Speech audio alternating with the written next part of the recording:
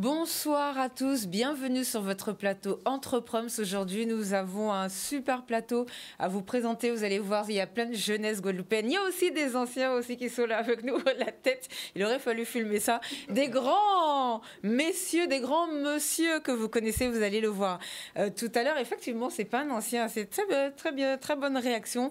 Qui sont là aujourd'hui ce soir? Vous allez voir, il y a beaucoup de choses qui sont faites sur notre territoire, comme je vous le dis toujours. Donc, c'est fabuleux, c'est merveilleux. Nous sommes avec Nicolas Joachim ce soir. Bonsoir, Nicolas. Bonsoir, Sabine.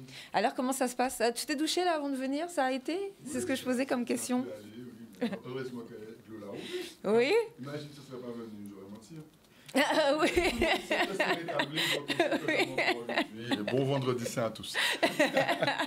Oui, effectivement. Alors, je vais vous poser la question, mais tout à l'heure, parce que c'est vrai que cette histoire de coupure d'eau, on va en parler peut-être en fin d'émission, parce que là, vous avez beaucoup d'idées pour des choses que vous êtes en train de créer, en train de mettre en place sur notre territoire. Mais avant, je voudrais que vous vous présentiez, Nicolas. Est-ce que tu peux nous présenter tes invités qui sont avec toi aujourd'hui, ce soir? Alors, moi, je suis vraiment très content d'être en leur présence ce soir.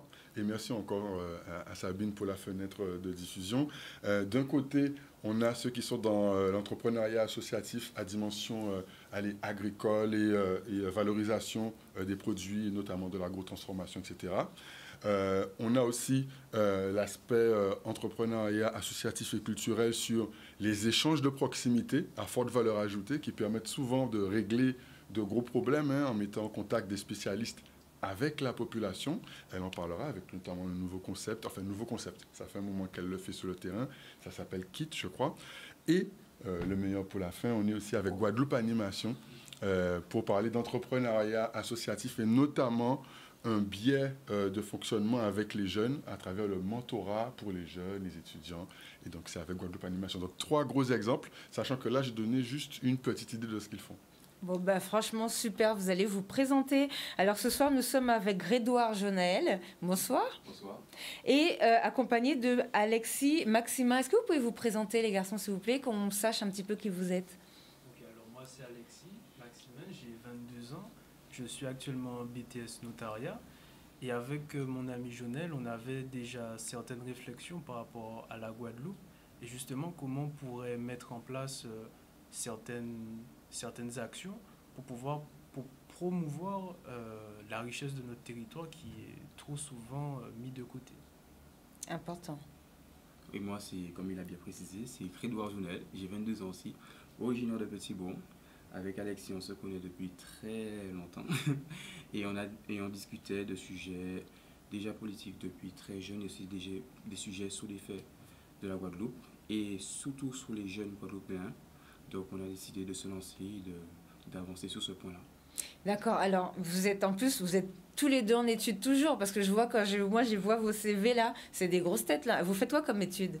Alors, le BTS, c'est en Guadeloupe, parce qu'on peut avoir plus de détails sur cette formation? Absolument, c'est-à-dire que c'est un BTS qui n'avait pas été ouvert depuis plusieurs années en Guadeloupe pour des raisons de difficultés administratives. Il faut savoir que moi, j'ai toujours fait mes études en Guadeloupe, donc je suis passé par Fouillol. Eh bien, félicitations. Mais maintenant, j'ai toujours aimé le droit. J'étais à Fouillol, j'ai fait du droit. Là, je fais du BTS, c'est toujours dans le milieu juridique. Et c'est vraiment une chance qu'ils aient pu ouvrir ce genre de BTS parce que trop souvent, les BTS qui sont ouverts ne permettent pas toujours aux jeunes d'accéder au monde de l'emploi. D'accord. Donc, et surtout pour ce métier, j'imagine qu'il fallait partir. Les Guadeloupéens qui voulaient être notaires, ils devaient partir faire leur formation ailleurs. Absolument. Depuis quand ça a été ouvert ici? Alors moi, ça a été ouvert par mon centre de formation. Je ne sais pas si je peux dire. Oui. Alors c'est le CFA IUTS. Et en fait, c'est vrai que ça a été assez difficile à l'ouvrir parce que on a rencontré plusieurs problèmes, mais c'était à nous d'aller chercher nos alternances. Et c'était pas toujours facile. Mais en tout cas, la classe dans laquelle je suis se sont battus Et aujourd'hui, ben, à peu près tout le monde a trouvé son alternance quand même. Bon, ben, en tout cas, félicitations. Et moi, je précise, puisqu'on a déjà eu l'occasion de recevoir du monde ici, là, il y a 15 jours, on a reçu aussi une femme qui est revenue et qui est dans l'immobilier, une Guadeloupéenne qui est rentrée chez elle pour aider un petit peu les Guadeloupéens. Donc, notaire, je pense que c'est un métier d'avenir. Alors, je sais qu'il y a, parce que je crois que les filières, ça va être modifié un petit peu, mais en tout cas, par rapport à notre territoire, et si on veut que la planète Artienne arrête d'acheter nos terrains, il nous faut des jeunes Guadeloupéens qui sont, vous savez, moi je parle, qui sont dans le métier pour pouvoir vous aider à acquérir les terrains. Si vous voulez vendre, au lieu de vendre à l'étranger, vous pouvez voir avec les notaires comment vous pouvez vendre à un autre Guadeloupéen, etc. de choses.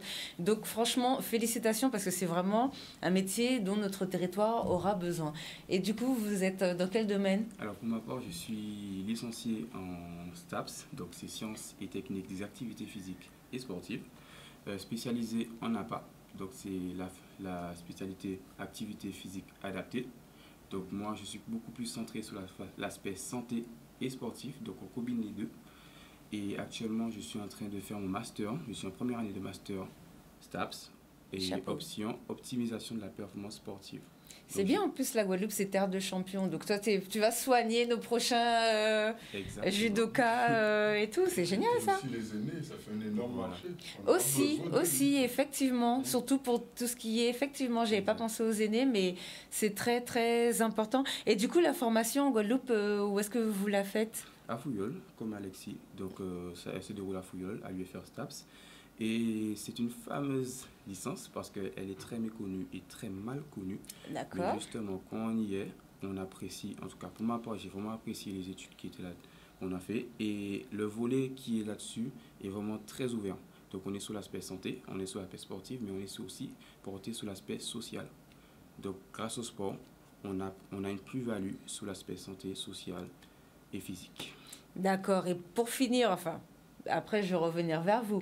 Mais du coup, vous êtes mis ensemble pour faire quoi comme projet? Alors, on s'est mis ensemble pour pouvoir faire de la mise en relation. Alors, on a commencé avec les agriculteurs, donc on est allé rencontrer les agriculteurs. Et en fait, on regardait quelles actions concrètes on pouvait mettre en place, justement pour permettre à ce que plus de Guadeloupéens puissent manger sainement, parce qu'il faut savoir que 82% de ce que nous consommons vient de l'extérieur. Malheureusement, oui. Alors que, oui, à notre plus grand regret, alors que nous avons tout ce qu'il faut pour pouvoir mener des cultures qui soient à la fois bonnes pour la santé, mais aussi avec des rendements élevés. Et c'est pour ça qu'on est allé voir les agriculteurs, parce que, par exemple, on avait théorisé qu'on pouvait, par exemple, sur une petite parcelle, faire pousser, par exemple, 3 légumineuses différentes. Mais quand on est allé auprès des agriculteurs, ils nous ont appris, c'était surtout un jeune agriculteur, qui nous avait dit qu'on pouvait aller bien plus, on pouvait aller jusqu'à 8 sur une petite parcelle. Donc, on peut avoir des hauts rendements et on peut nourrir la population avec les richesses que la nature nous a données. Exactement. Bon, d'accord, franchement, super projet. Vous allez nous en parler tout à l'heure. Ensuite, nous avons Madame Céline Bioche. Bonsoir. Bonsoir. Alors, pareil, est-ce que vous pouvez vous présenter, s'il vous plaît, et nous parler un petit peu de votre parcours? Oui. Alors, moi, je suis de la génération avant. Mais voilà, qui communique, voilà, c'est ça. Moi, je suis des années 80, début 80. J'ai 2 ados d'ailleurs. Et quand j'entends des plus jeunes, voilà, je me dis, il y a quelque chose qui est florissant.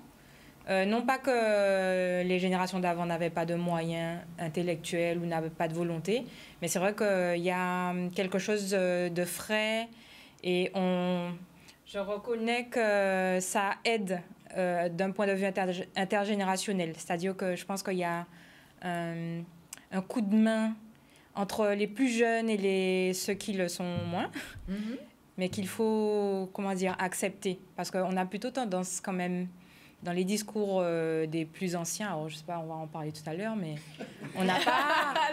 et pourtant, c'est un sujet, c'est un sujet pour moi. Alors, c'est vrai qu'on en rigole sur les aspects, on va dire, personnels, mais je trouve que c'est un sujet qui est central. Il y a plein de choses centrales qu'on découvre, et le sujet intergénérationnel, pour moi, il est important.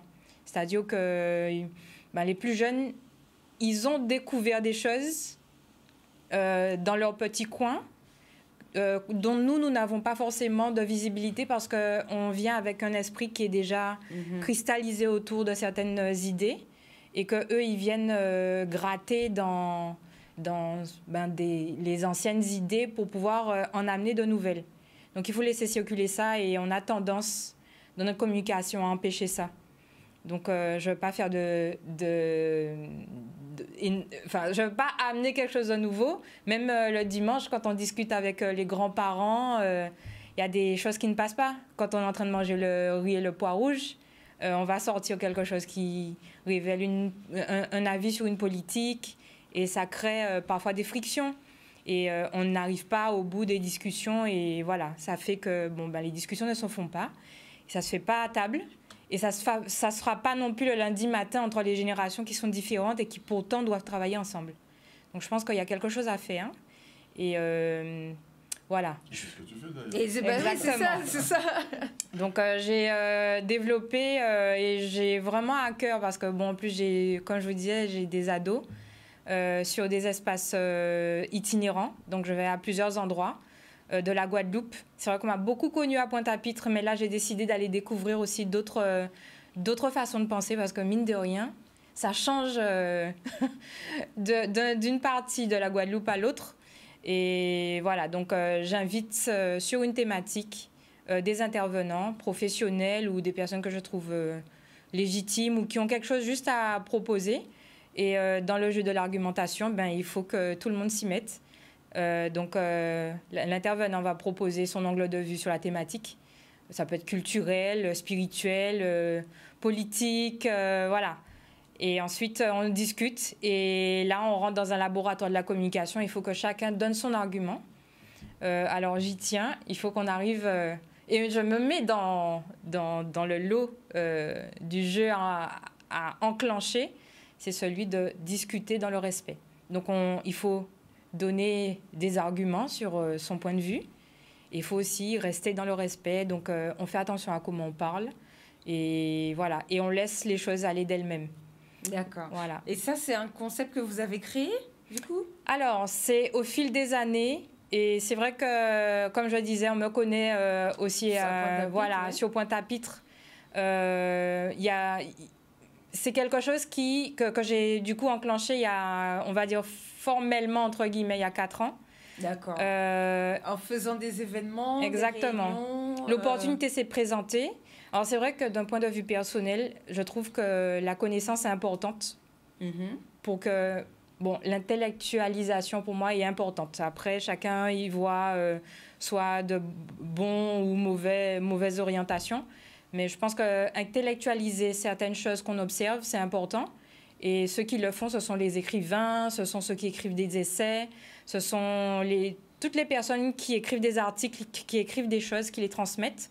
Et je trouve que ça mérite d'être valorisé. Donc, au démarrage, mon idée, c'était de rentrer dans la littérature, mais finalement, je me suis élargie parce qu'il y a un bel endroit à Pointe-à-Pitre qui a permis qu'on puisse avoir des thématiques et élargir aussi le champ d'intervenants. Donc, ce n'est pas que des écrivains, c'était des politiques, des activistes, des chanteurs, des peintres, des graphistes, des graffiteurs aussi. Enfin, voilà, il y avait un panel d'intervenants qu'on faisait venir pour pouvoir révéler ce que nous sommes réellement à l'échelle locale, mais aussi d'un point de vue culturel plus global, caribéen. Voilà. Afro-descendants, et il y a des choses magnifiques qui se sont révélées. Je l'ai fait avec passion et je continue de le faire avec passion parce qu'il y a quelque chose dans ce qu'on dit. Pour moi, il y a une science, il y a vraiment quelque chose à récupérer. Et on entend, je sors d'un beau cantage juste avant, et on n'arrête pas de parler du manque de documentation de certains événements, certaines façons de vivre notre lifestyle. Il n'est pas documenté et il faut continuer. Donc, je pense qu'il faut nous bocanter, mais il faut nous maquer, il faut nous transmettre. Donc, en gros, sur mes espaces, c'est ce que je véhicule et voilà, il faut structurer notre pensée et la transmettre. D'accord, voilà. très Donc, important. KIT, c'est pour ça. Keep in touch, pour ceux qui veulent savoir pourquoi KIT. Et je considère que j'ai trouvé un petit KIT, je suis un peu dans l'esprit d'une randonneuse. Je vais à l'exploration de nos idées, un peu comme dans une forêt, Pour moi, on est tous des arbres et on a des choses à révéler. Et voilà, donc je pars à la rencontre de ceux qui font la beauté naturelle de notre culture. Voilà, c'est nous-mêmes en fait. Voilà. D'accord, ben, merci beaucoup, on va revenir tout à l'heure. Et ensuite, donc le dernier binôme qui est là ce soir, Madame Véronique Lancroro et Monsieur Mann. Bonsoir. On a oublié le prénom. Marc, voilà. Mais les Guadeloupéens vous connaissent déjà. Toutes les animations que vous faites, que vous nous faites et tout, pour beaucoup d'événements. Donc, les Guadeloupéens, vous allez nous en parler tout à l'heure, comment ça a commencé. On s'est même vu sur le Festival du Zouk, il y a eu beaucoup d'événements. Je crois la route du Rhum, non? Si je ne me trompe pas. On s'est vu aussi. Ah bon, d'accord. Bon, en tant que spectateur, mais en tout cas, c'est vrai que... La journée des associations. Voilà, par exemple, la journée des associations, mais c'est vrai que vous animez pas mal de choses, donc ça peut être aussi un métier qui intéresse. Alors, déjà, est-ce que vous pouvez vous présenter, s'il vous plaît, et nous parler de votre parcours et nous dire comment vous en êtes arrivé là? On commence par madame ou par moi? Oui, s'il te plaît. Bon, je ne sais même pas qu'est-ce qu'il faut dire, parce que quand j'entends tous ces invités, je suis bluffé. Et je tiens quand même à remercier Nicolas de nous avoir conviés à cette émission et de voir un petit peu la qualité un petit peu de ces jeunes qui sont par ici, qui sont présents. Parce que tout à l'heure, tu m'as parlé entre guillemets en tant qu'ancien. Bon, je ne peux pas dire que je suis ancien. En tant que poids lourd de notre territoire. Tu vas me rejoindre dans les anciens. Parce que moi, bon, alors, je suis agent d'accueil. Je travaille dans un établissement scolaire qui est le Collège Carnot. Et c'est vrai que je vois circuler tous les jours des jeunes, que ce soit au collège, que ce soit aussi autour du collège, puisque nous avons aussi comme voisin le lycée Carnot. Et qu'est-ce que je peux dire encore d'autre encore? J'étais président de Guadeloupe Animation pendant je ne sais même pas combien d'années, je pense que ça doit être à peu près 20 ans. Et Guadeloupe Animation a été créée le 9 octobre 1985. Et la nouvelle, oui, bientôt 40 ans. Vous étiez bientôt pas né, 40 ans. Bientôt 40 ans. Et la nouvelle génération est là, puisque on a décidé, ça faisait longtemps qu'on parlait d'Assemblée générale et tout. Et il est vrai qu'on a fait, et puis on a élu il n'y a pas très longtemps notre nouvelle présidente qui est Véronique Lancroro. Alors, c'est vrai que Guadeloupe Animation, c'est une association qui œuvre dans le domaine de l'événementiel, dans le culturel, on fait de tout. Quand on parle d'animation, on a besoin de nous, nous sommes présents. Dans n'importe quel domaine. On nous apporte un projet, une idée, on réfléchit, on l'affine et tout. Et puis après... C'est parti. Voilà. C'est vrai que Guadeloupe Animation, c'est une équipe de personnes peut-être qui n'en sont pas... Ne le dis pas. Peut-être qu'ils ne sont pas... Non, c'est pas ça. C'est pas ce que j'allais dire. C'est pas ce que j'allais dire. Guadeloupe Animation, c'est une équipe de personnes, j'allais dire, plutôt qui ont déjà donné. Et là, maintenant, nous sommes à la recherche de ce nouveau souffle. Voilà. Ce sont des personnes expérimentées. Expérimentées, voilà. Mais alors, elle m'a dit de ne pas dire, mais c'est pas ce que je voulais dire en fin de compte. C'était beaucoup plus dire quand même, au sein de Guadeloupe Animation, nous n'avons pas que des animateurs. Nous avons des gens qui sont passionnés dans le domaine de l'animation et qui travaillent, qui réfléchissent et qui peaufinent, qui œuvrent et tout le reste de manière à ce qu'on puisse apporter quand même quelque chose de beau et de nouveau. Et pour notre 40e anniversaire, nous avons pas mal de choses. Vous allez nous en parler tout à l'heure. Alors, allez-y, présentez-vous. Comment passer derrière Monsieur Mann? Comme ça. Comme ceci. Alors, je suis Véronique Lancroro. Ça fait bientôt... Je sais pas. 17 ans que je suis membre de l'association Guadeloupe Animation. Je suis tombée, mais vraiment par hasard, dans cette association. Et c'est là que j'ai découvert ma passion pour l'animation. Et depuis, je m'efforce d'apporter ce que je sais faire à mon niveau, c'est-à-dire des idées, des projets. Et c'est justement en apportant des idées et des projets qu'il m'a finalement été proposé de passer, de devenir présidente. Elle est modeste, hein? Des idées, des projets. Non.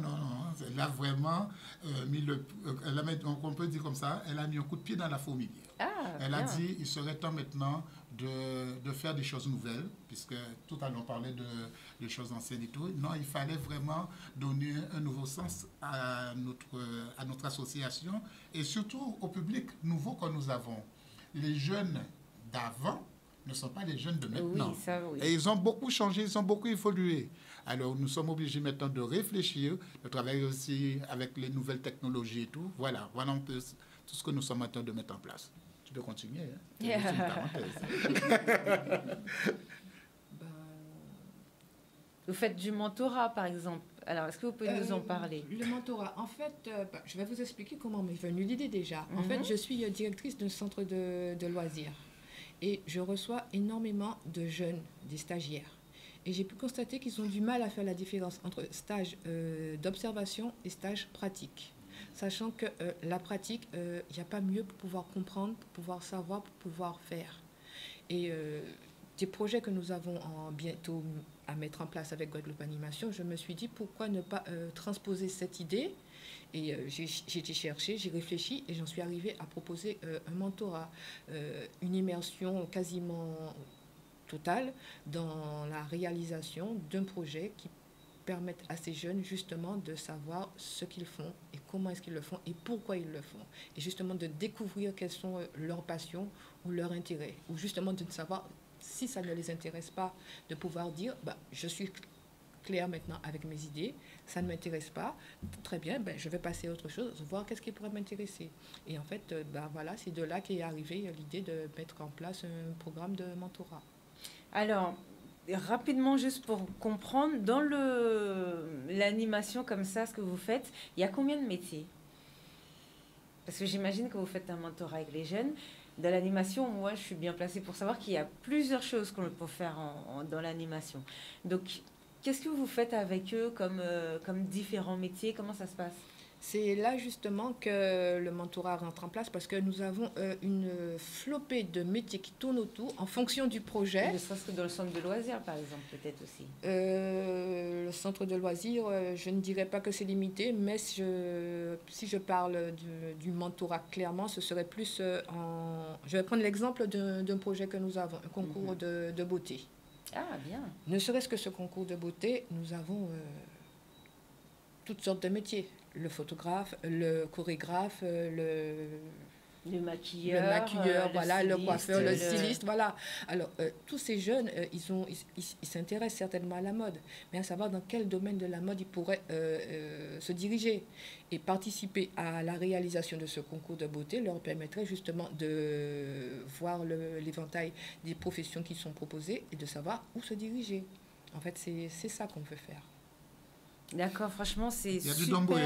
Ouais, non, mais c'est ce que je remarque. Donc, vous avez vu le plateau, franchement, ce soir, il est vraiment génial. Alors, on va avoir une pub tout à l'heure, mais avant de partir en publicité, je voudrais vous poser une question sur l'eau, puisqu'on disait tout à l'heure, aujourd'hui, on a tous pu se doucher. Heureusement, comme vous avez plein d'idées pour la Guadeloupe et que ça m'a l'air de bouger pas mal. Question très concrète, au lieu de pleurer tout le temps derrière EDF, Général des Eaux, Veolia, on sait quels que soient les problèmes, bref, on voit que ça ne fonctionne pas. On nous a prévenu qu'il y a 10 ans pour les travaux, puisque de toute façon, il faut changer les tuyaux. Donc, les élus nous ont déjà dit, on peut mettre 7000 personnes dessus par jour si vous voulez. Il faut, les travaux, ça met du temps, un certain temps pour faire. Donc, pour que tout le circuit complet soit changé, c'est au moins une décennie. Est-ce qu'il ne serait pas temps qu'on soit autonome énergétiquement? C'est-à-dire, on a vu que la région a déjà mis des panneaux solaires pour tout ce qui était les chauffe-eau d'eau. Donc, et ça a très bien fonctionné. Il y a beaucoup de personnes en Guadeloupe, beaucoup de personnes en profitent. Pourquoi ne pas continuer et mettre des panneaux solaires, à commencer par sur les entreprises, puisqu'on voit des fois quand il y a des grèves, c'est un peu la galère, et des citernes d'eau. Vous en pensez quoi de ça? Et qu'on ait chacun notre citerne, à commencer par les entreprises et les habitations, les collectivités, j'aurais dit les HLM. Alors, déjà, c'est-à-dire que Jonel et moi, lorsque nous avions commencé à penser tout ça, on avait commencé à fixer des priorités pour nous qui étaient en fait indispensables à la Guadeloupe. Et la première dont on avait parlé, c'est justement la capacité à s'auto-nourrir, donc l'indépendance alimentaire. Mais par la suite, on s'est également posé la question de il faut bien faire oui, parce que pour l'indépendance alimentaire, il faut de l'énergie. Absolument. Et vous avez... Et il faut de l'eau, oui. Absolument. Et vous avez, à juste titre, parlé, par exemple, des panneaux solaires qui ont déjà été mis en place par la région, également les citernes. Mais nous, on voulait aller plus loin que ça et regarder ce qui fonctionne déjà dans la Caraïbe, comme par exemple nos frères dominicains. Grâce, par exemple, à des turbines, ils créent de l'électricité grâce à leurs rivières. Par exemple, nous, on a Bouillante, exactement. Voilà, on a, comme vous dites, on a aussi Bouillante. On pourrait exploiter peut-être mieux le débit d'énergie, mais on pourrait également faire de l'énergie avec la mer. Parce que comme la mer, avec le courant marin qui vient se fracasser sur les côtes, on pourrait mettre un système en place pour capter cette énergie-là et la distribuer aux Guadeloupéens. Parce qu'encore une fois, on a des richesses, mais qu'on exploite mal. Et ça, c'est des inventions qu'ils faisaient quand ils ont inventé la roue et la, comment ça s'appelle le truc pour la terre, là. Donc c'est grave quand même qu'on soit en 2014 et... 24. Oui, en 2024. Vous voyez, voilà, en 2024 et on en est toujours là, mais c'est hallucinant. Tu as dit 2014 parce que tu as senti qu'on régresse. Et on a tous ça, on sait qu'on régresse, c'est vrai.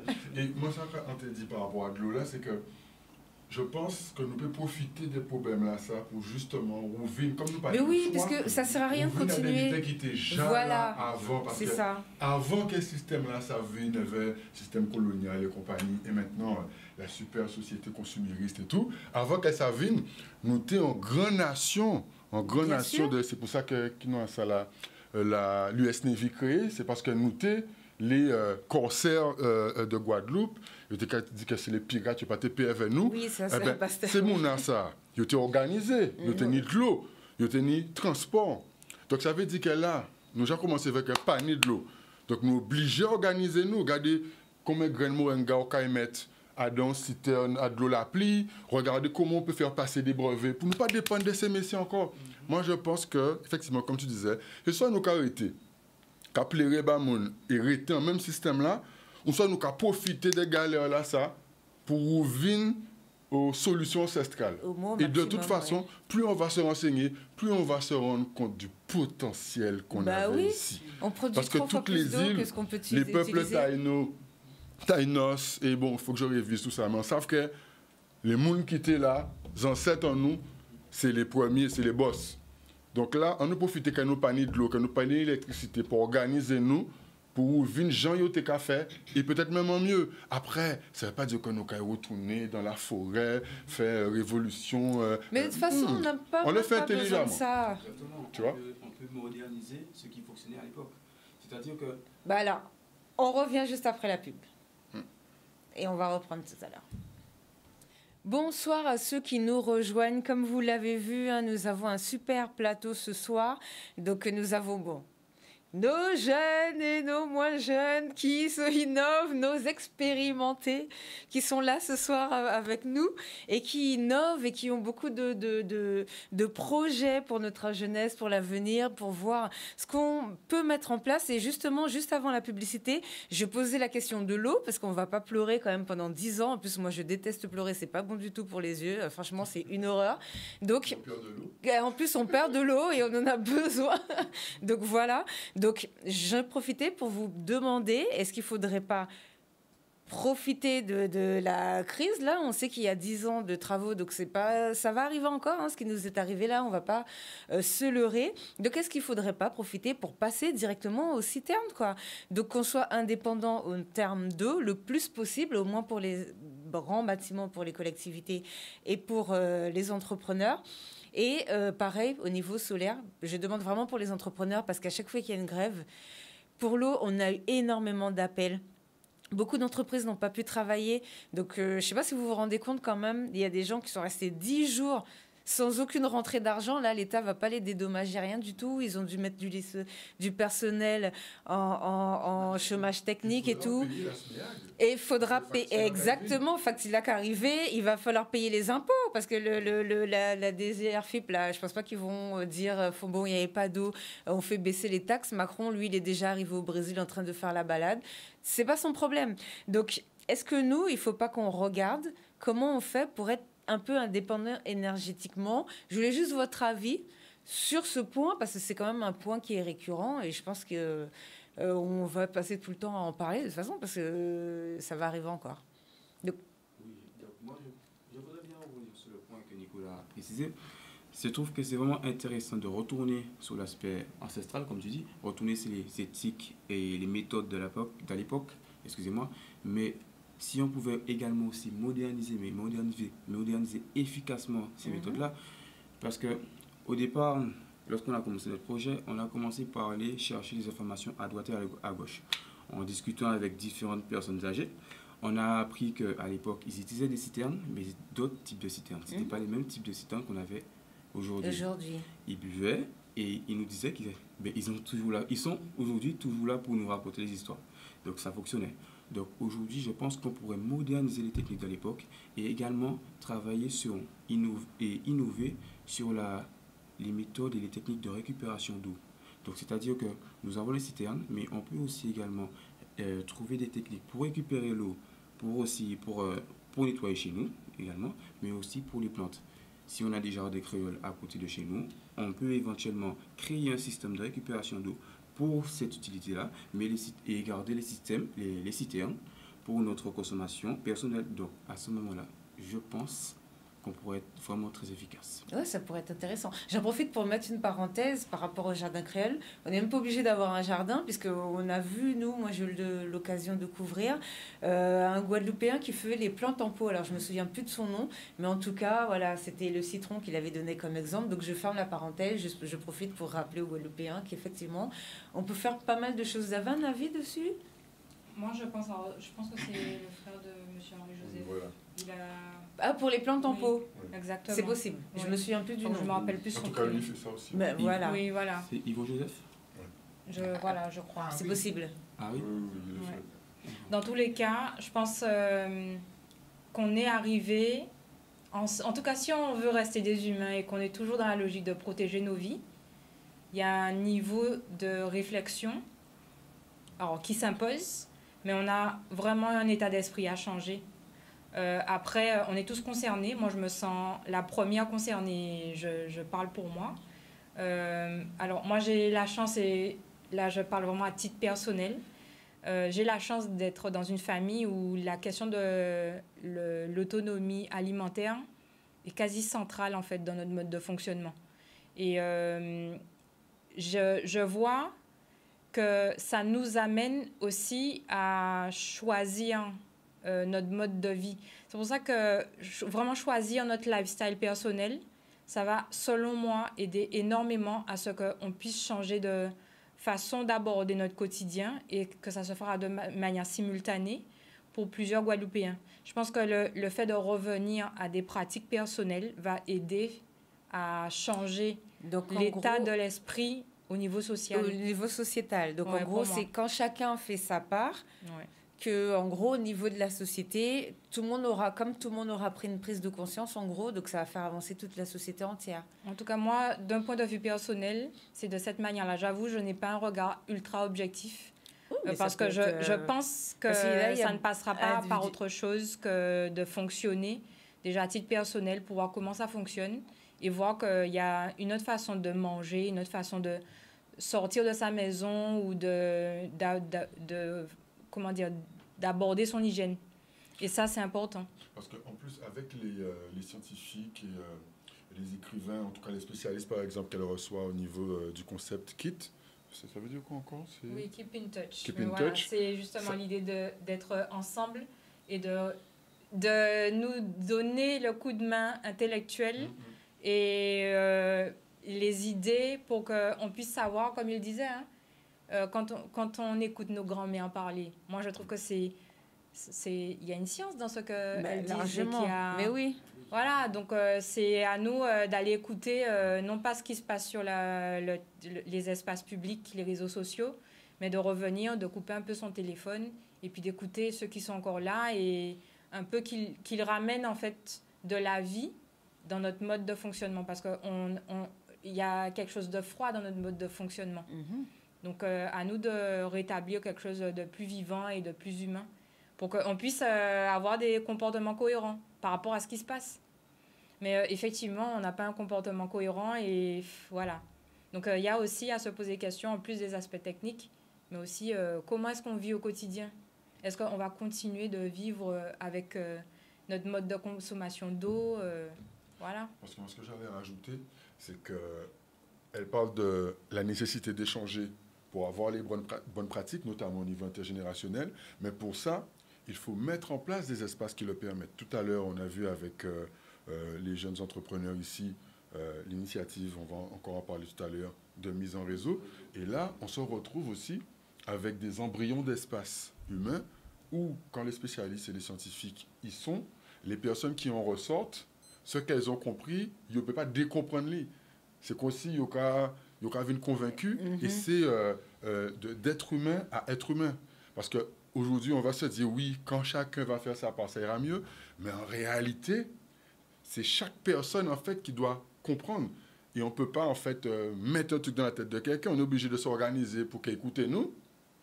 Et pour ça, il faut des contextes intelligents. Et c'est pour ça que moi, je suis content d'être là, parce que je sais que tous les 3 exemples-là, c'est ça, en fait. C'est-à-dire, nous rappelons, nous dit, il faut que chacun, mais qui je nous a fait? Eh bien, nous a fait comme ça.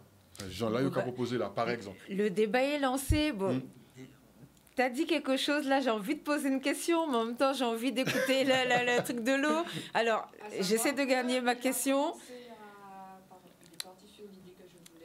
Peut-être que ce sera ma question. Allez-y. Parce qu'en fait, moi, ma question, ce serait même pas... C'est vraiment les idées, les projets. Tout est là, on est d'accord. Comment?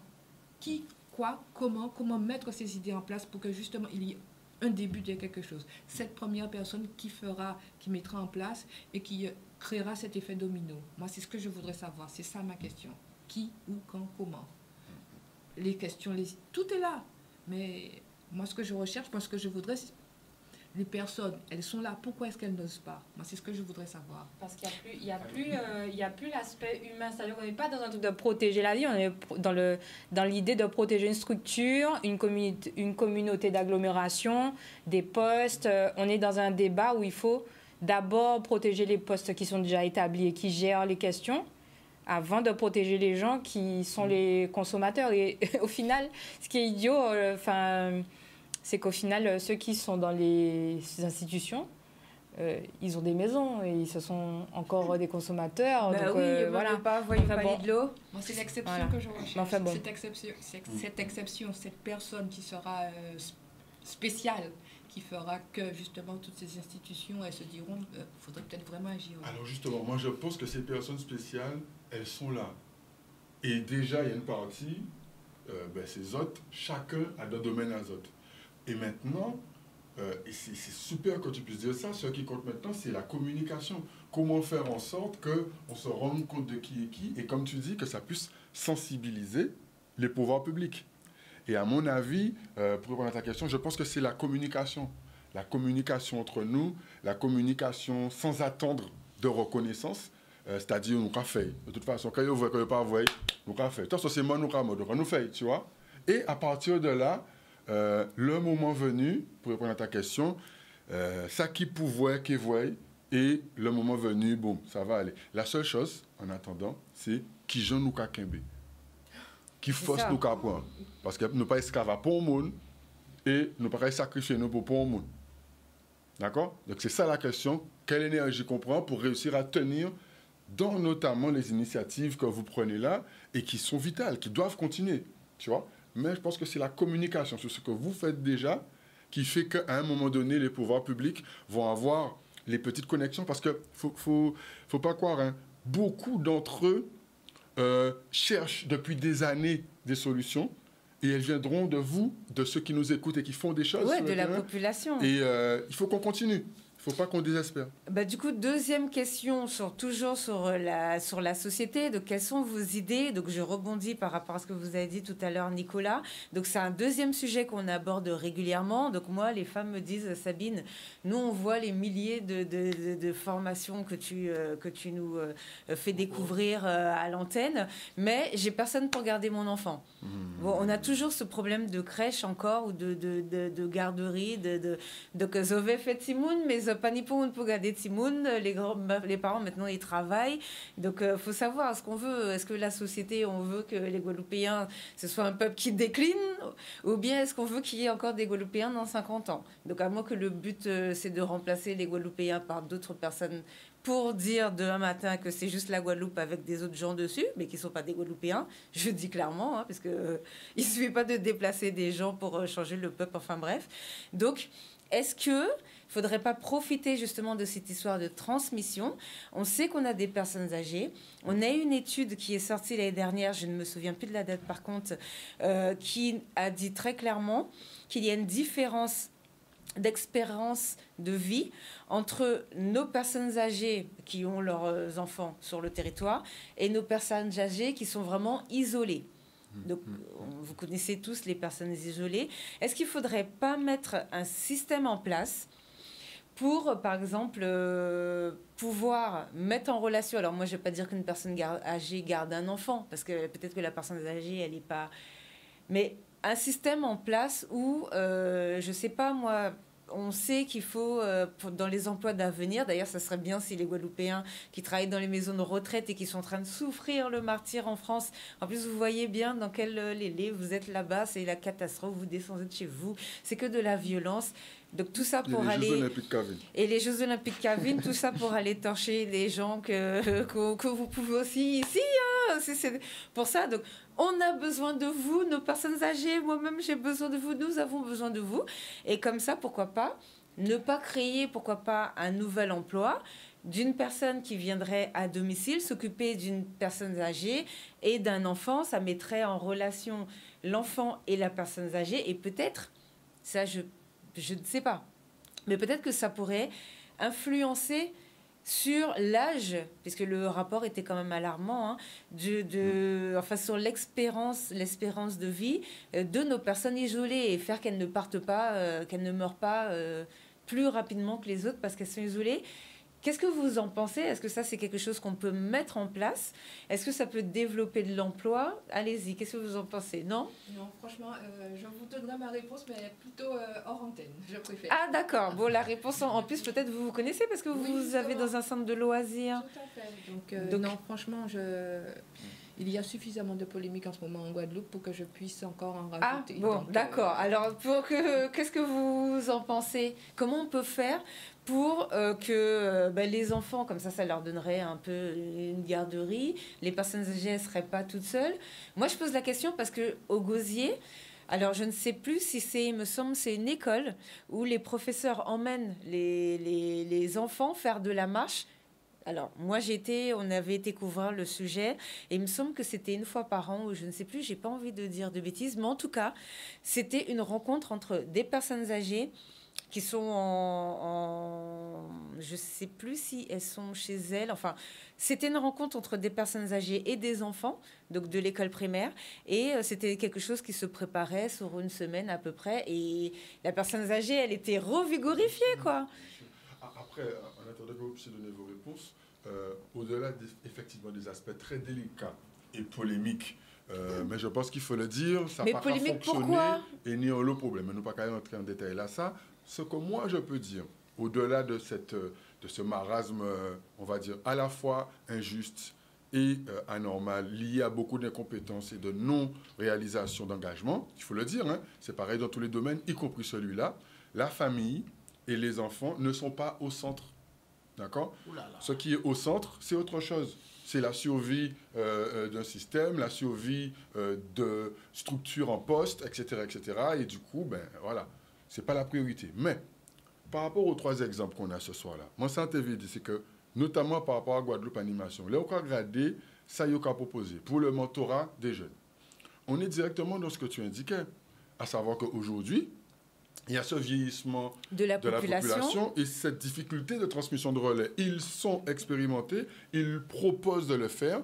Contactez-les, il faudra qu'on donne le numéro tout à l'heure pour que, voilà, on ait déjà cette possibilité-là. Parce que même jeunes là, qui descendent braquer moun, d'accord? Parce que nous avons fait concis. Nous avons fait concis, les moun qui ont braqué, ils sont sortis à d'autres planètes. On est des moun qui disent c'est étrange. Je suis disant, moi, quand je dis c'est nous-mêmes qui avons fait ça. Même que des autorités, on a besoin de personnes on joue, pour... tenir un bouc, il signe un contrat, un jeune, il signe un contrat. Le jour même, avec nous, mais comme ils savent que le système là pas sérieux, que ça ne prend pas temps pour l'argent, ils font un braquage le soir. Donc, Bouga, il est capoté gamin, et c'est comme si, à dans, on va dire, incompréhension et erreur, c'était en forme de portage de gamme. C'est à nous d'occuper nous de ce timon-là, ça. Quand nous avons dit, qui exemple nous avons parce qu'il y a des gens qui disent, ah, c'est des malfrats, c'est des kibitin. Vous connaissez, à part au panier timon, au panier neveu. Il y a une espèce de détresse, en fait, s'il avait peur. Petit voisin. Non, c'est des Guadeloupéens qui ouvrent pas, même si c'est ni ça qui finit, parce que quelque part, nous tous venus là, parce que c'est déporter monde, d'accord? Et aller là, quand nous avons fait, est-ce que nous avons essayé d'éduquer ça nous paie? D'accord? On ne pourra pas tout rattraper, mais on a des exemples de projets. Par exemple, l'exemple de mentorat avec Guadeloupe Animation. Les exemples aussi par rapport au programme KIT, Keep in Touch avec Céline Bloch. Ce qui est intéressant, c'est que là, ils commencé à mettre ça en place parce qu'il n'y avait pas du tout de but natal là. Lui, il est venu en Guadeloupe. Il avait vraiment détermination de porter contribution. Ah, c'est un retour au pays, en plus. Il faut le dire, ça. Pour moi, c'est important. Et au départ, félicitations. Au départ, les Ouvines, elle fonctionnait notamment au niveau des réseaux jeunesse sur la partie parentalité. Notamment, nous avons une campagne avec Eros. Ça aussi, c'est important. Nous campagne avec Eros à l'époque. Ça, je t'ai dit à l'époque, c'est il faut nous faire en sorte que les nous organiser des bitins, les parents pas discriminés. Il ne faut pas que les parents là ne pas venir parce qu'il y a un petit monde. Tu vois ce que je veux te dire? Il faut qu'à dans mouvement-là, Timona peut être introduit. Premièrement, dans le contenu, parce que délai, il y a que songer que maman et papa étaient qu'à faire un butin positif. Oui. Et ça reste. Et deuxièmement, il y a tout un marché derrière en termes organisationnels. Tu vois ce que je veux te dire? Et ça, c'est par ça que ça a commencé. Intégrer la dynamique de l'importance centrale de la famille dans toutes nos actions. Et pour revenir au troisième volet avec eux, ben c'est exactement ça, l'intergénérationnalité. Et les gars, ils ont commencé à aller voir un petit peu tout le monde. Les agriculteurs et tout. Ils préparent des choses qui vont se faire de manière régulière pour des mises en réseau. Et ni des mondes qui ni des business qui pas qu'à trouver des forces vives jeunesse. Parce que ces messieurs pas au courant, parce que ces messieurs pas formés, ou bien parce que yo pas savent qu'il y a des mondes formés qu'il a. Et cette mise en relation, elle règle un certain nombre de problèmes. Parce que si on regarde bien, quand il y a eu quelques petites séances de travail, notamment avec eux, on s'est rendu compte qu'en fait, en réalité, il y a de l'excellence ici, il y a de l'excellence ici, et finalement, ils ne peuvent pas connaître. Tu vois? Donc, leur initiative de mise en réseau, c'est quelque chose, effectivement, notamment sur l'intergénérationnel, qui peut vraiment permettre un renouvellement. Et ce n'est pas histoire de laisser la place aux jeunes, ça c'est magie. Pas ni laisser la place aux jeunes. Chaque année, toujours qu'il y ait place à tant qu'il est vivant. D'accord? Elle est là, qui je nous qu'à transmettre, qui je nous qu'à organiser nous, qui je nous qu'à faire ensemble, tu vois? Et que si nous qu'à voir que ce système-là, pas qu'à plein nous peut plein nous peut machin, pas de problème. Ça qui veut faire révolution, pas de souci, faire biter à autres. Par contre, c'est un qui bâtit l'avenir, que c'est petit monde en nous qui songe. Parce que les gens qui babiller tous les matins, après ça, quand on a marché. Comme si c'est sport qu'on nous a fait. Tous ces gens, c'est l'histoire qui songe. Quand ils construit, quand ils fait. Vous avez dit, là, quand nous avons construit, quand nous avons établi de manière scientifique, de manière organisationnelle, vous voyez ce que je veux dire? Là, ce que vous faites, en tout cas, c'est après mon cas, aussi, on a marché aussi en 2009, on a marché en lot et on comptait des marchés en 2009. Okay? Mais en cas de si mon cas marché, rien qui marchait et parler, rien qui parlait. Juste pour revenir un petit peu par rapport un petit peu à ce que Nicolas a dit, c'est vrai qu'on parlait tout à l'heure de projets que nous sommes en train de mettre en place. Nous avons un grand au niveau de Guadeloupe Animation qui est notre chargé de communication, Oncle J, Jimmy l'Histoire. Voilà. Oui. Et nous sommes en train de réfléchir, je ne vais pas trop développer, parce que c'est son idée, nous sommes en train de réfléchir pour mettre en place... au départ, c'était parti sur des mini-concerts. Et après, on s'est dit non, ce n'est pas des mini-concerts. Il faut vraiment que le jeune, voilà, qui je suis un Guadeloupéen, qu'est-ce que je veux pour mon pays? Voilà. Ça ne fait pas de politique, nous ne sommes pas des indépendantistes, mais c'est l'engagement du jeune pour savoir un petit peu qu'est-ce qu'il veut pour son pays. Avec des invités qui ont compris le sens un petit peu de notre démarche.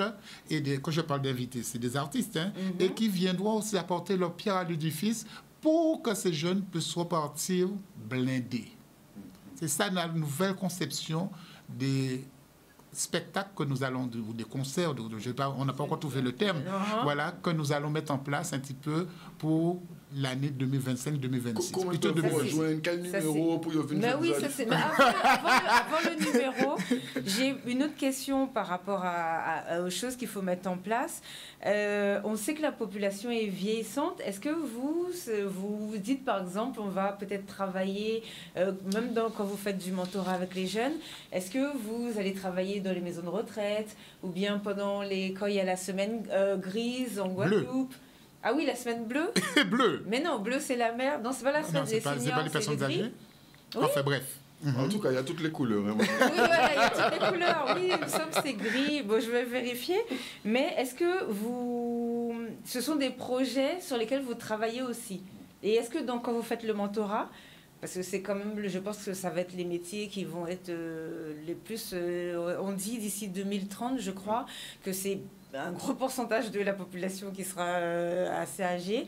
Donc, est-ce que quand vous formez les jeunes, enfin, quand vous faites le mentorat, vous allez aussi dans ce sens ou pas avec eux, ou comment vous faites? Ça fait partie de notre ADN.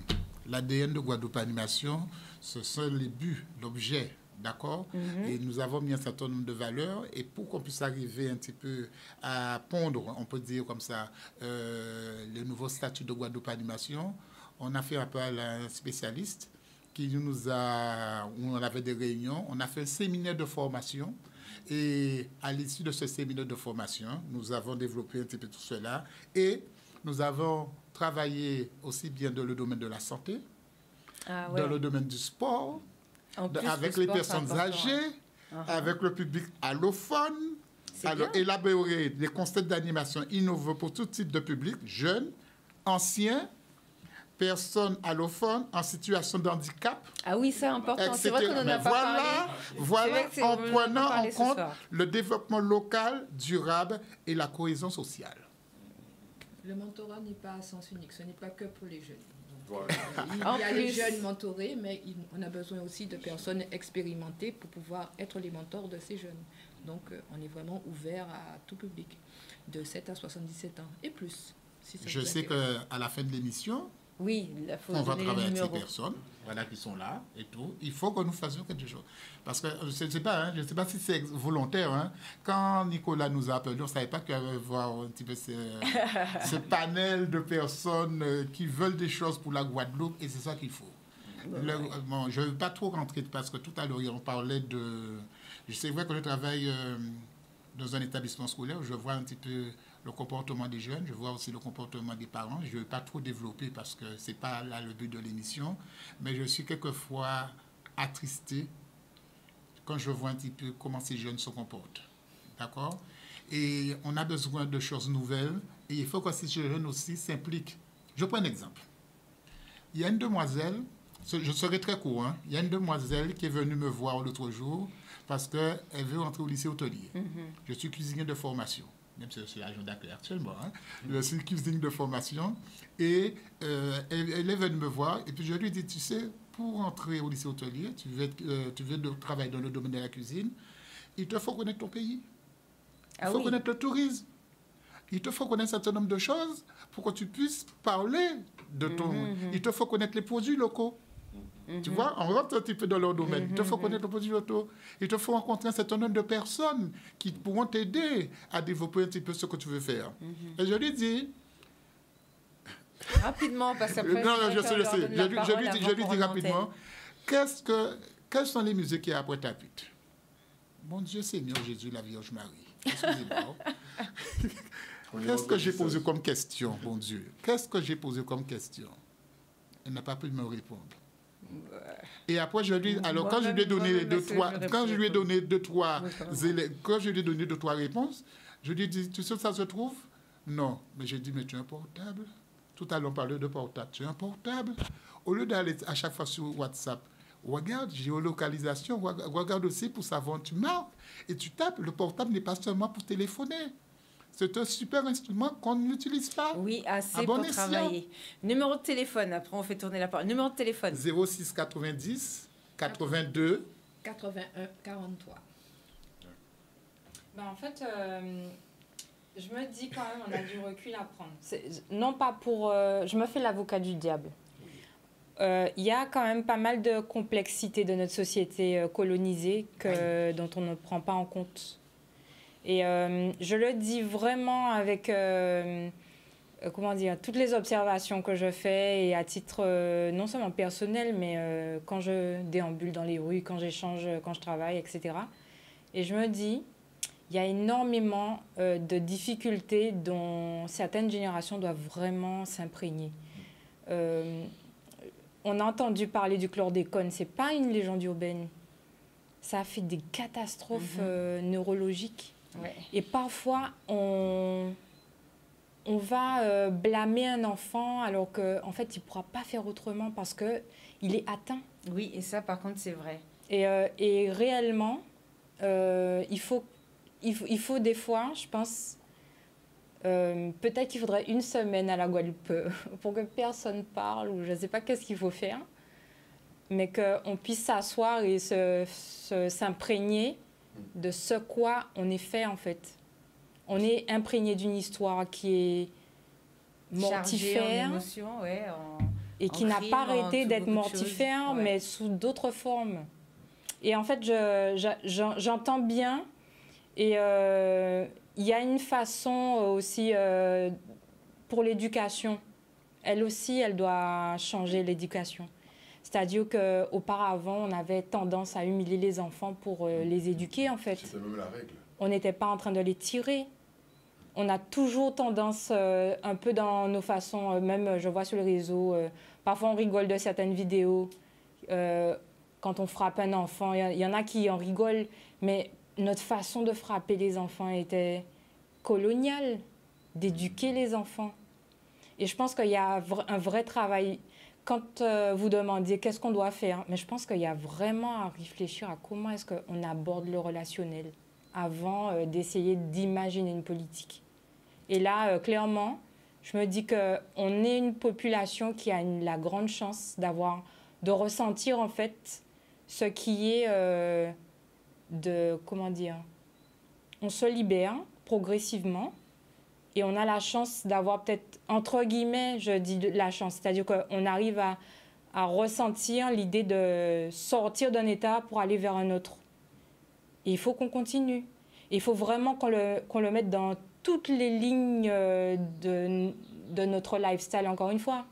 Dans l'éducation, dans notre façon de manger, dans notre façon de déambuler dans les rues. Il faut vraiment qu'on mette de l'autonomie à tous les niveaux. Quels sont les prochains événements ? Alors, le programme, il est fait pour le 12 avril. Alors, je laisse un petit suspense. Il faudrait que vous contactiez donc l'infoline 06 90 92 78 71. Et on aborde des sujets, comme je disais, sociaux, culturels. Ça va être même de l'ordre du relationnel parce que c'est central selon moi. Et on va parler de sexualité aussi, de rapports parents-enfants, etc. Bon, d'accord, bon, je déborde un tout petit peu, Daniel, en régie. Alors, pour finir, les garçons, vous avez un projet sur l'agriculture. En plus, c'est très intéressant. On a vu pendant le Covid, heureusement, que les agriculteurs étaient là pour que les Guadeloupéens puissent manger correctement. Je rappelle, puisque j'avais animé les émissions pour les médecins qui ont appelé à la vaccination. J'avais animé, j'ai tout animé, hein, donc entre ceux qui ne voulaient pas, ceux qui voulaient. Donc voilà. Et la première chose que les médecins m'avaient dit, c'est que le problème qu'on a en Guadeloupe et pourquoi on a été autant atteint, c'est qu'on mange trop mal, que les produits sont trop sucrés, que les noix ne sont pas respectées. Donc je le rabâche encore, hein, peut-être que ça va rentrer peut-être dans la tête de quelqu'un. Donc c'est intéressant ce que vous faites au niveau de l'agriculture et vous au niveau de notariat, comme je disais, et dans le sport. Est-ce que par rapport à ce que je demandais tout à l'heure pour le fait que la population soit vieillissante, est-ce que ce sont des choses où vous vous dites, bon, va falloir qu'on sait qu'il faut nourrir la population dans 10 ans, qu'il y aura beaucoup de personnes âgées dans cette population, il faut qu'on change les règles, sachant qu'en plus, il n'y a pas d'eau. Donc, est-ce que ce sont des sujets que vous essayez de développer ? Alors oui, c'est-à-dire que c'est des sujets qu'on a déjà abordés de notre côté parce que on a regardé l'évolution de la population de 1968 jusqu'à 2009. Et en fait, quand on regarde, c'est les chiffres de l'INSEE, c'est pas du complotisme ou quoi. Ah mais non, c'est bien d'avoir été chercher les chiffres, c'est ce que je dis. C'est-à-dire qu'en 1968, la population guadeloupéenne est de 301 000 et elle atteint son pic en 2009 à peu près à 400 000, un petit peu plus que 400 000. Et on remarque effectivement depuis 2009 qu'il y a une chute vertigineuse de la population. Oui, parce que les gens partent. Les gens partent, mais il y a aussi notre explication, c'est celle du Bumidum, où on envoyait beaucoup de nos confrères, beaucoup de nos cousins, des tantes, qu'on envoyait en France et qui malheureusement ne sont jamais revenus. Et en fait, c'est un phénomène qui s'accélère avec nos générations, parce que justement, là où je travaille, j'ai l'occasion de voir ça, c'est-à-dire que avant, il y avait à peu près 1 personne sur 3 qui partait en France. Aujourd'hui, c'est 2 jeunes sur 3 qui partent en France environ. Donc ça fait que, en fait, la population vieillit, mais c'est surtout que nos jeunes partent. C'est surtout que les jeunes partent, effectivement. Donc, et on a besoin d'eux. Ah oui, sans on peut pas... repousse d'un point de vue relationnel, je suis désolée de le dire encore une fois. Mais il y a un problème financier, oui. Mais le financier, encore une fois, il y a des alternatives. Il y a des choses qu'on peut mettre en place au quotidien. Et juste le fait d'être entre nous et de se respecter, des fois, ça aide. C'est important. Des fois, c'est la goutte d'eau qui fait déborder le vase. Et moi, qui suis du retour au pays, moi, j'ai plein de choses à dire dessus. Enfin, bon, ça ne sera pas le sujet. C'est vrai qu'il y a une question de valeur. Non, ça ne sera pas hors antenne, mais il faut revenir parce que là, il faut qu'on rende l'antenne. Voilà. Donc, on va vous faire revenir. Il y a une question de valorisation à prendre en compte, c'est vrai. Après, pour revenir sur la question des personnes âgées, aujourd'hui, c'est vrai qu'on a, c'est le cas de dire, une problématique au niveau des personnes âgées. On a un taux de personnes âgées qui va bientôt atteindre un chiffre très anormal. Bah oui, on a beaucoup de personnes isolées et tout. Ouais. Isolées, mais on a aujourd'hui aussi également des solutions par rapport à ça. Alors, on a des demandes au niveau de l'emploi, c'est sûr, mais par rapport à ça, justement, avant d'amener ces personnes âgées-là dans le domaine de l'emploi, elles peuvent se remettre dans le domaine social, se réapproprier la socialisation, notamment grâce au sport. Donc, il y a un personnel spécialisé là-dessus, ce sont les enseignants en activité physique adaptée. Ces personnes-là peuvent passer par là. Et justement, on parlait aussi également de la problématique des enfants qu'on n'arrive pas à garder parce que le papa et la maman travaillent ou bien c'est compliqué. Famille monoparentale. Voilà, les familles oui, ça aussi, c'est un autre aussi. problème aussi.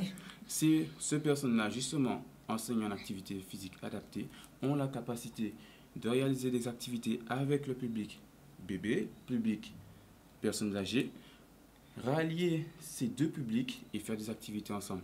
Et ça pourrait développer une filière, c'était ma question de tout à l'heure. Selon moi, c'est un point très important à prendre. Justement, aujourd'hui, on parlait aussi du point de la jeunesse. La valorisation des jeunes, c'est quelque chose qui est très important. Selon moi, de mon expérience, j'ai pu réaliser des jobs. Certains, au niveau du paiement, c'était très compliqué. Ouais. D'autres, les personnes vraiment mettaient un accent sur le paiement, c'est vrai, mais aussi sur la valorisation du travail, ce qui est très important et qui te donne envie de continuer. Demain, on réalise ces actions-là pour les jeunes. Selon moi, ça va s'améliorer. La mise en réseau, c'est quelque chose qui est pour nous très important. Le 5 avril 2024, on réalise un show à Kwaganda, mais aussi également une conférence sur la culture culinaire en Guadeloupe. Ah, donc, bien, ça. Nous allons parler des différents aspects de la culture culinaire. Ah oui, le visuel, on va afficher effectivement le visuel. Nous allons mettre en avant des agroagriculteurs bio, des agroagriculteurs, des personnes, des jeunes qui se développent. Nous allons mettre en avant aussi des personnes, des professionnels de la transformation locale et également des personnes qui se connaissent scientifiquement, mais également les personnes âgées qui ont des connaissances à apporter, même si elles n'ont pas de titre à proprement parler. Voilà. D'accord, alors le temps que ça... Mais franchement, bravo. On va juste afficher, si c'est possible, juste le visuel moi, je profite pour dire bravo. De la soirée. Merci beaucoup, merci. Daniel. Voilà, conférence Manger Bocas. Bon, moi, en plus, le 5 avril, normalement, je suis en train de vous préparer une émission sur les JO. Donc, mais ça serait bien si on pouvait couvrir. Il y aura plusieurs conférences qui seront étalées sur différentes communes. C'est très bien, comme ça, on aura l'occasion. On ne peut pas parler plus, là, il faut qu'on court, il faut qu'on rende l'antenne. Pour rectifier, donc oui, vous aviez raison, c'est la semaine bleue pour les personnes âgées. Et c'est ce qu'on appelle la silver economy, donc l'économie grise. Donc voilà, c'est pour ça, donc pour le gris, pour les cheveux blancs. 30 secondes. Le mot de la fin. Moi, je dis juste merci à tout le monde et merci aussi à ceux qui écoutent l'émission parce qu'on s'est connu au local Portegam et la prochaine fois, c'est les autres qui ces différents plateaux-là pour moun savent ça fait aussi. Bon merci à tous de nous avoir suivis. Alors si tout va bien justement vendredi, nous allons avoir un plateau spécial pour les JO. Donc quelle organisation, combien on a eu de Guadeloupéens qui ont remporté des médailles, dans quelle discipline. Une grosse histoire pour les 100 ans des JO qui se font à Paris, bien évidemment. Enfin 100 ans depuis la dernière fois, c'est ça qu'ils ont organisé les Jeux olympiques. Enfin, 26 juillet au 11 août. Voilà, exactement. En plus, alors on croise tous les doigts. On sait, Marie-Josée Pérec veut que ce soit elle qui soit la dernière porteuse de la flamme. Donc, on croise les doigts pour elle, bien évidemment, et ce serait magnifique. Il n'y a pas de raison que la France lui refuse. Je crois que c'est quand même elle, en tant que Guadeloupéenne, qui a ramené le plus de médailles, quand même. Donc, voilà. Merci à tous de nous avoir suivis. Bonne fête de Pâques. Bon week-end à tous et bonne semaine. À la semaine prochaine. Au revoir. Merci. Merci.